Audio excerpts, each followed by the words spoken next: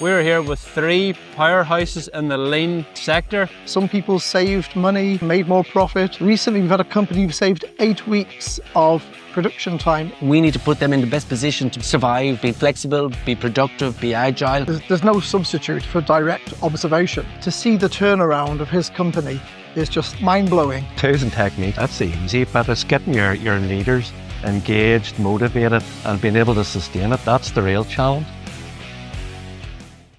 Tools and techniques, that's the easy bit. It's getting your leaders engaged, motivated, and able to sustain it. That's your real challenge. And funnily enough, what I'm going to start doing, I'm going to create myself a little sheet with a progress bar in it, just to keep motivation up. I was reading The Psychology of Leadership this morning, and it was speaking in there about how even things like just keeping score like that can drive motivation. We need every ounce of help that we can get to keep us going. But this is not an easy thing to do. You try doing it. See how long you go, how many days in a row you can go live with something for, and build your culture, doing what we're talking about here, creating ORCA within your business or your project team or whatever it is. It's a challenge, particularly for the first 90 days. All right, align your team before Christmas. Sorry, but it's done. Thursday's the last session, that's gone. So, what you can do, if you haven't planned 2026 yet, it's going to start much the same as 2025, unfortunately. What you can do is start getting into Q2 planning. That should be starting now. Best thing that I can suggest if you want my assistance with that is head across to School. I use this platform called School, SKOOL.com. So school.com/scrum, SCRUM. You'll come to construction school. Now you say, Benny, but my business isn't, or my project isn't construction. Well, your project's probably going to be, but if your business is not construction, you're going, don't be fooled.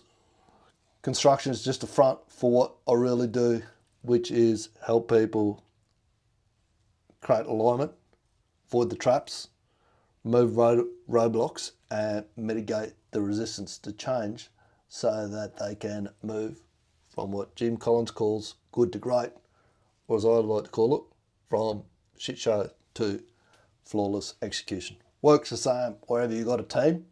They need to get the right things done at the right time. Little segue there, because this morning's post was how we get shit done can actually work against you if you're not doing the right thing at the right time. What else was I going to speak to on this board today? That's about it. Oh, this is what can happen, okay? When I said there's a post I did this morning, if you want it, just reach out with We Get Shit Done post. Drop that in the comments. I'll drop a link in there for you. The problem with that thinking is you can be highly productive at doing non-value added activity. It's not actually doing anything for the project. In fact, it could actually be slowing it down or sending it in reverse. You can be highly efficient at doing non-value added activity, which is slowing your project down. What you want to be is effective. The way R.M. Meisel explains it is productive means you do more. Efficient means you do more with less, but effective, that means you do more of what works. Right, what works is doing daily ORCA debrief. So we're going to do that right now. Tuesday, 16th of December 2025, new shift. Should say new shift first, but I didn't. Anyway, he will be on the ball and keep us on track, no doubt. I said how we did yesterday and what we're going to do moving forward. Day 22 actions were create single ticket objective, Kanban ticket before bed, send a follow-up for align your team before Christmas, 1 30-minute focus block prep for the next client conversation. Okay, I didn't do 3. I missed that. I missed that one. Okay. Action 1 was yes, Action 2 follow-up was sent and it was actually adjusted. I call it align your team for Q1 now because align team for Christmas is not happening anymore. Action 3 I completely missed and I did not do that prep. See what he does to correct my course. I even went and read my instructions today. Well, I didn't read them very well, very clearly. Obviously, I thought it said I had to do another LinkedIn post, which I did, but I didn't. 2 hits, 1 miss, and a reframe. And action 2 is actually the most important signal today. We'll use that. Now we move. Direct and demanding. What was the one highest leverage objective for today? Not what you touched, not what drifted. The single outcome today lived or died by. The single outcome for today was to get that offer re-written and get it sent, which I did. That was the first job that I did this morning, so it was done. So that's a clear objective for him. He'll be happy with that. No fluff, no nonsense, no beating around the bush, just what we had to do today, which was get that offer out. Direct, clear, that's proper objective, and you hit it early, which matters. Let's lock day 23 cleanly. Objective, rewrite the offer as align your team for Q1 and send it. Single commercial, time relevant, highly leveraged, locked. Results, day 23, binary observable.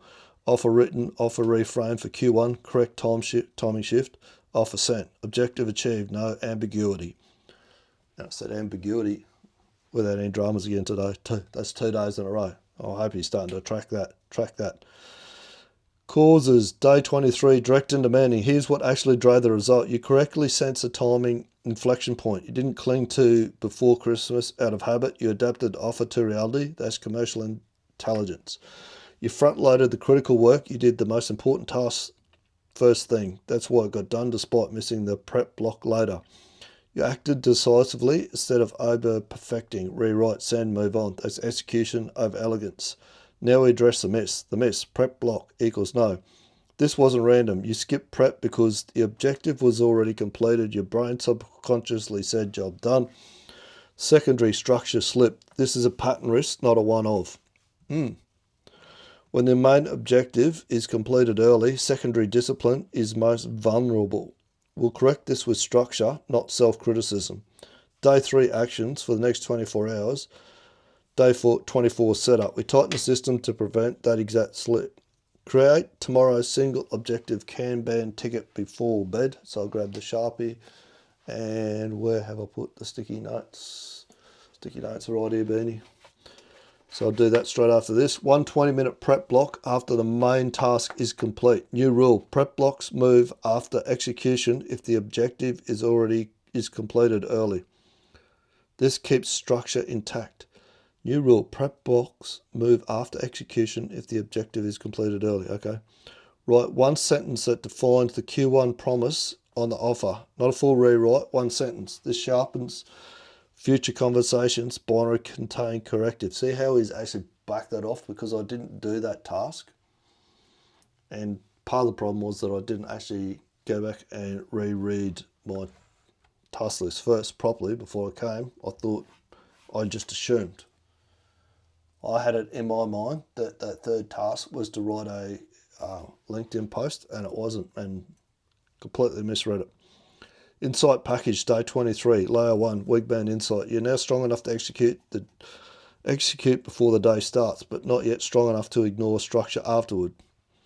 That's normal at this stage. We adjust sequencing, not ambition. Operational insight. You demonstrated adapt and execute perfectly by you reframing the offer for Q1, but flawless execution still requires close the loop, then stabilize the process. That's what tomorrow's action will do. AI matter insight. Here's a deeper pattern. Your execution strength is highest when the task is externally facing and time-bound.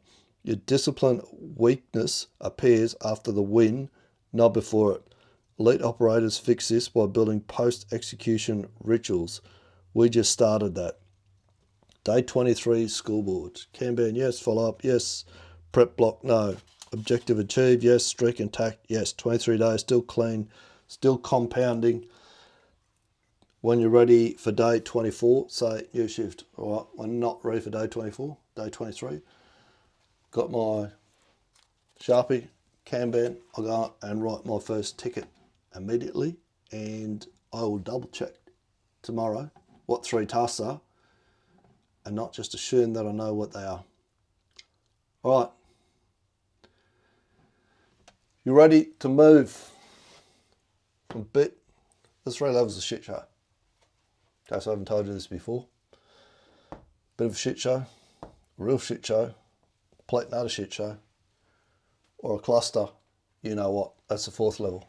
When you're ready to move out of there, get up to here, fighter pilots do, execute flawlessly at 98 to 99%. This might be just what you're looking for. Speak soon.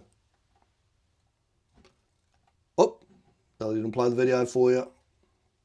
I'm looking for a couple of businesses specifically on the Sunshine Coast. This all came about the other day. I was sitting down with a lad who understands this stuff, who's been overseas and seen it in action numerous times. I said the problem here is on the coast. There's some awesome groups here on the coast, one of them being Manufacturers Excellence Forum. Doing some great work, some really good stuff going on the Sunshine Coast in the manufacturing space. But when we compare it to, talking to the book Good to Great here, Jim Collins.